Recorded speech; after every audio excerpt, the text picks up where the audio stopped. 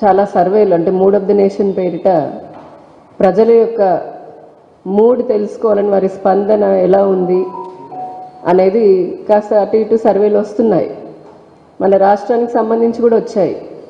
సరే, ఆ సర్వే కంపెనీలు చేసేటటువంటి మూడ్ ఆఫ్ ది సర్వేలు అట్లాంటివి పక్కన పెడితే నిజంగా దేశంలో రాష్ట్రంలో ప్రజలకు ఉన్నటువంటి మూడ్ ఏంటనేది మనం ఆలోచిస్తే ఈ దేశంలో 2014 నుంచి మోదీ గారికి ఉన్నటువంటి గ్రాఫ్ 2019కి వచ్చేటప్పటికి డబల్ అయింది. ఇప్పుడు 2024కి వచ్చేటప్పటికి అది ట్రిపుల్ అయింది. ముందుగా అసలు ఈ దేశ ప్రజలు ఏం కోరుకుంటున్నారు అని ఆలోచిస్తే ఎందుకు భారతీయ జనతా పార్టీ నరేంద్ర మోదీ గారిని బలమైనటువంటి నాయకుడిలా గుర్తించారు అని అంటే కేవలము ఒక అయోధ్యలో రామ మందిరం కట్టినందుకో లేదంటే ఉజ్జయిని కాశీలో కారిడార్లు కట్టినందుకు మాత్రమేనా? అంటే హిందూ ధర్మాన్ని సంప్రదాయాన్ని మన యొక్క ఖ్యాతిని ప్రపంచవ్యాప్తం చేస్తున్నందుకు మాత్రమే ఆయన బలమైన నాయకుడిలాగా నిలబడగలిగారా? అంటే ఖచ్చితంగా అది మాత్రమే కాదు. ఈ రోజున 10వ స్థానంలో ఉన్నటువంటి భారతదేశాన్ని ఆర్థికంగా 5వ ఆర్థిక శక్తిలాగా తీసుకొని వెళ్ళి అగ్రరాజ్యాలైనటువంటి అమెరికా, రష్యా కూడా మా వైపు అంటే మా వైపు ఉండండి, మాతో స్నేహం చేయండి అనే స్థాయికి భారతదేశాన్ని తీసుకొని వెళ్ళారు. సంక్షేమం, అభివృద్ధి అనే 2 రైలు పట్టాలు లాంటి దాన్ని రెండింటినీ బ్యాలెన్స్ చేయడమే కాకుండా ఒక పక్క సంక్షేమం పేరుతో ఈ రోజున 10 కోట్ల మంది పేదలకి ఇంటిని ఇచ్చాము. అలాగే 80 కోట్ల మందికి ఉచితంగా రేషన్ ఇస్తున్నాము. ఆయుష్మాన్ భారత్తో ప్రతి వ్యక్తికి కూడా 5 లక్షల ఆరోగ్య బీమాను అందిస్తూ ఉన్నాము.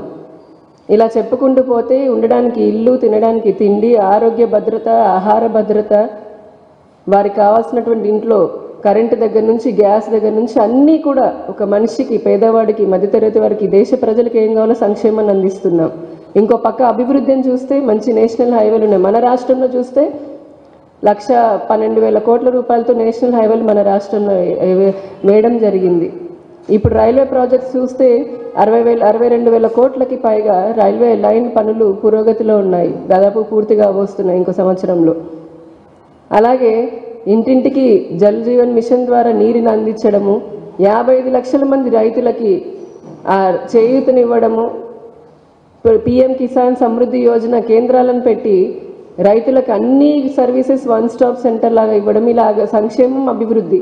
దీంతో పాటు ఆర్థికంగా కూడా ఈ దేశ ఆర్థిక వ్యవస్థని బలోపేతం చేసి యూపీఐ డిజిటల్ పేమెంట్స్ ద్వారా ప్రపంచానికి తలమానికంగా భారతదేశాన్ని చేసింది ఈ రోజున నరేంద్ర మోదీ గారు, బీజేపీ ప్రభుత్వం. వ్యాక్సిన్ కనుక్కున్నాము, దేశ ప్రజలని కాపాడుకున్నాము. అలాగే సీమాంతర ఉగ్రవాదాన్ని మనకు అంతకుముందు వరకు తెలుసు, 2014 ముందు వరకు లుంబిని పార్కులో, గోకుల్ చాట్లో, రైల్వే స్టేషన్లలో, బస్ స్టాండ్లలో ఎక్కడ పడితే అక్కడ బాంబులు పేలి ఎంతోమంది మరణించారు. సీమాంతర ఉగ్రవాదాన్ని కూకటి వేళ్లతో సహా పెకిలించి వేశాము ఈ 10 ఏళ్లలో. అలాగే బార్డర్లను చూస్తే నిన్న కూడా చూసాము, 1682 కిలోమీటర్లతో మయన్మార్ భారతదేశానికి కంచె వేసేస్తున్నాము. అంటే ఇల్లీగల్గా ఎవరైనా సరే ఆక్రమణదారు రాకుండా ఉండడం కోసమని.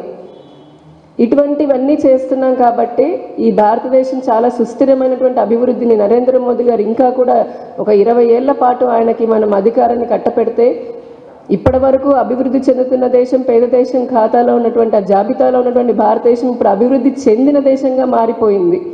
ఎయిర్పోర్ట్లు, పోర్టులు, ఇలా ఏ రంగంలో చూసుకుని అభివృద్ధిని సాధిస్తున్నాం. అది ఈ రోజున అందుకే కుల, కుటుంబ రాజకీయాలు, అవినీతి చేసేటటువంటి పార్టీల వైపు కన్నెత్తి కూడా చూడట్లేదు. అసలు వాటిని కాల గర్భంలో ప్రజలు కలిపేశారు దేశవ్యాప్తంగా. 2024లో అదే జరగబోతుంది. మరి మన రాష్ట్రంలో మూడ్ ఆఫ్ ది పీపుల్ ఏంటి? ఏం జరుగుతోంది? గొప్పగా ముఖ్యమంత్రి గారు చెప్తున్నారు, వైకాపా పార్టీ నాయకులు చెప్తున్నారు 99% హామీలు ఇచ్చేసామని. మేము నెరవేర్చేసాం 99% అని ఒక ఫిగర్ చెప్తున్నారు. నేను ఖచ్చితంగా ఒప్పుకుంటున్నా, నిజంగానే 99% మీరు సాధించారు. దేంట్లో అంటే మీరు చెప్పినటువంటి సంక్షేమ పథకాల్లో కాదు, మీకు అసలు సంక్షేమం, అభివృద్ధి అనేవి 2 ఉంటాయని కూడా కనీస స్పృహ లేదు వైకాపా పార్టీకి. అందుకనే ఆదాయాన్ని ఇచ్చేటటువంటి అభివృద్ధిని వదిలేసి కేవలం ఓటు బ్యాంకు కోసం అన్నట్టుగా సంక్షేమ పథకాలను పెట్టారు, నవరత్నాలని. పోనీ ఆ నవరత్నాల్లో ఒక్క రత్నాన్నైనా సరే హామీని పూర్తిగా నెరవేర్చారంటే అది కూడా నెరవేర్చలేదు. వారికి అత్యధికమైనటువంటి ఆదాయాన్ని ఇచ్చే ఒక మణిరత్నం మద్యపాన నిషేధం అన్నారు. అంచెలంచెలుగా మద్యపాన నిషేధంగా జరిగింది. అంచెలంచెలుగా వారి ఆదాయం పెరిగింది. అంచెలంచెలుగా ప్రతి గ్రామంలో, ప్రతి వాడలో, ప్రతి రోడ్డు పైన మద్యం ఏరులై పారుతుంది. ఈ విషయంలో ఖచ్చితంగా 99% మీరు సాధించారు సక్సెస్. ఏది మీ జేబులు నింపుకోవడానికి, మహిళల పుస్తలు తెంపడానికి, వారి ప్రాణాలు తీయడానికి, భర్తల ప్రాణాలు తీయడానికి. ఇంకో 99% కూడా చూద్దాం. రాష్ట్రంలో ఉన్నటువంటి ప్రభుత్వ భూములు ఏవైతే ఉన్నాయి, కొన్ని ప్రైవేటు భూములు కూడా పాపం 99% భూ కబ్జా చేయడంలో సక్సెస్ సాధించారు. ఇది కూడా ఒప్పుకుంటున్నాం. 99% సక్సెస్ని మీరు ఈ రాష్ట్రంలోని ఇసుకని కొల్లగొట్టడానికి సాధించారు. ఎక్కడ చూసినా లక్షల కొద్దీ లారీలు, లక్షల టన్నుల కొద్దీ ఇసుకని ఇష్టారాజ్యంగా తొవ్వేసుకున్నారు, పంపించుకున్నారు, అమ్ముకున్నారు, అక్రమంగా అర్జన చేస్తారు, డబ్బులు సంపాదించుకున్నారు, లక్షల కోట్ల రూపాయలు. ఇందులో కూడా సక్సెస్ అయ్యారు.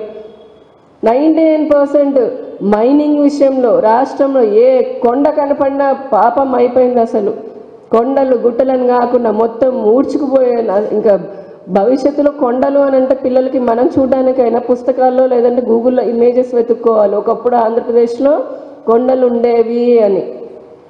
అలాంటి వ్యవస్థది దాంట్లో కూడా మీరు 99% సక్సెస్ సాధించారు. ఇంకో 99% విపరీతమైన పన్నుల మోత విధించడమే కాకుండా పెట్రోల్, డీజిల్ లాంటి పైన వ్యాట్ని బాగా పెంచి పక్క రాష్ట్రాలతో పోల్చుకుంటే ప్రజల రక్తాన్ని పెంచడంలో 99% మీరు సక్సెస్ సాధించారు.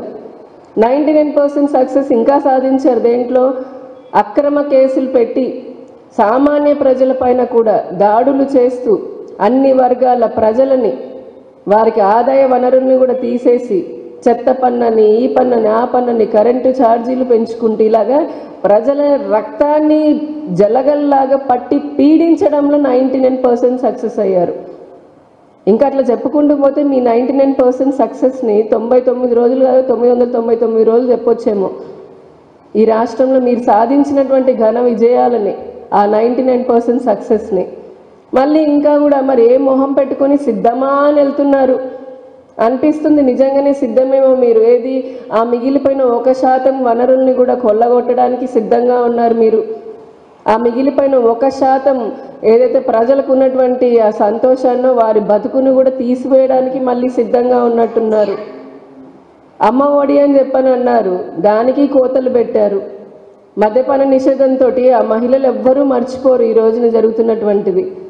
మీ ఇంటి పక్కలే, ముఖ్యమంత్రి ఇంటి పక్కన దగ్గర నుంచి వైకాపా కార్యకర్తలు, నాయకులు ఎంతోమంది వారు స్వయంగా కూడా అత్యాచారాలు చేస్తున్నారు, అఘాయిత్యాలు చేస్తున్నారు, మహిళల పైన దాడులు చేస్తున్నారు. కానీ ముఖ్యమంత్రి గారు కిమ్మనరు.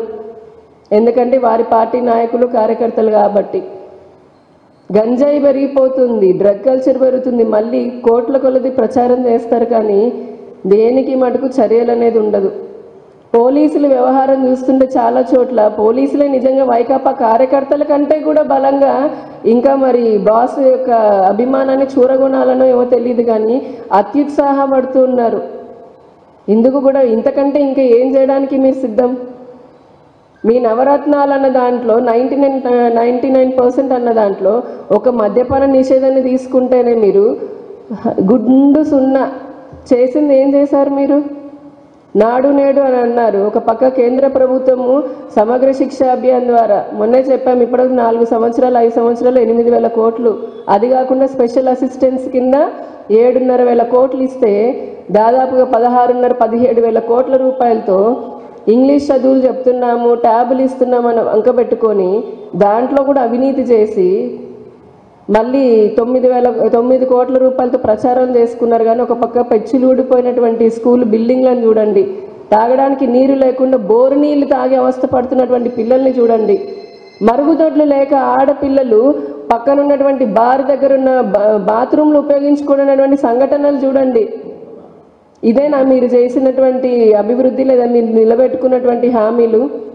అత్త సొమ్ము అల్లుడు దానంలాగా ఈ రోజున కేంద్ర ప్రభుత్వం ఇచ్చే ప్రతి పథకం యొక్క నిధులని స్టిక్కర్లు వేసుకొని మేమే అన్నారు. మొన్న వికసిత భారత్ సంకల్ప యాత్ర ద్వారా ముసుగు మొత్తం తొలగిపోయింది. ఈ వైకాపా జగన్మోహన్ రెడ్డి గారి పాలన చూస్తుంటే గనక పులి ఒక బాటసారి కథ గుర్తు